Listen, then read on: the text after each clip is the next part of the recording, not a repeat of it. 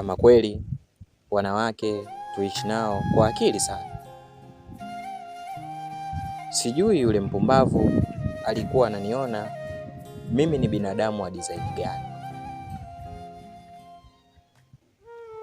Siku moja mwanamke wangu alikuja nyumbani katika hali ya huzuni sana,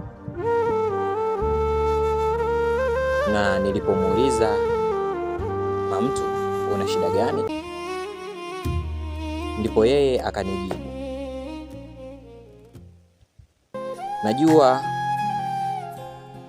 nitakubebesha mzigo mzito sana, na naomba usinifikirie vibaya kwa kuwa mwenzako nina shida." Kidume nikamuuliza,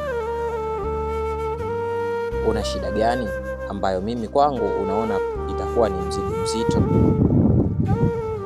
"Usiwe hivyo, wewe niambie. Mimi ndo mpenzi wako, na katika hali yoyote naahidi kukusaidia endapo utakuwa na matatizo. Tatizo lako ndiyo tatizo langu." Yule mwanamke akasema, "Kwa kuwa umetaka kujua, basi sawa, acha nikwambie. Mama yangu anaumwa sana na inahitajika kiasi cha pesa kama shilingi 100,000 ili kufanikisha matibabu yake, na madaktari wamesema ya kwamba isipopatikana hiyo pesa, mama yetu tuna uwezo wa kumpoteza saa yoyote, muda wowote."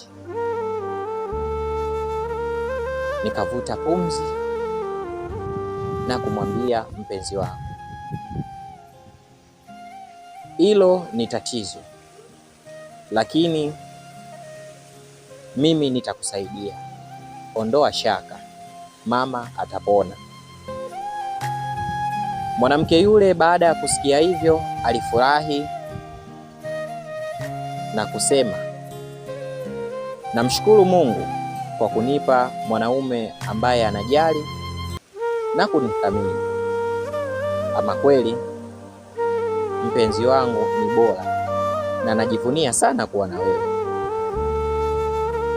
Mimi nikasema, "Usihofu, ondoa shaka kuhusu mimi. Nipo hapa kwa ajili yako. Je, hiyo pesa inahitajika ndani ya muda gani?" Yule mwanamke akasema, "Pesa hiyo inahitajika jioni ya leo.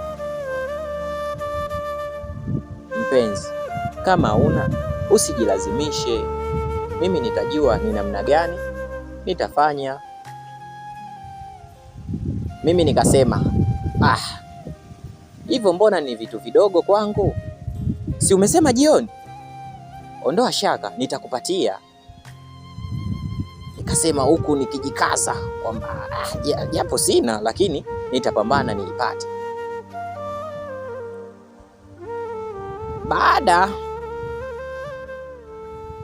Baada ya kufanikisha kuipata hiyo pesa, na nilipopatia, haikuwa furaha tena kwangu, ilikuwa ni kilio. Unajua nililia kwa sababu gani?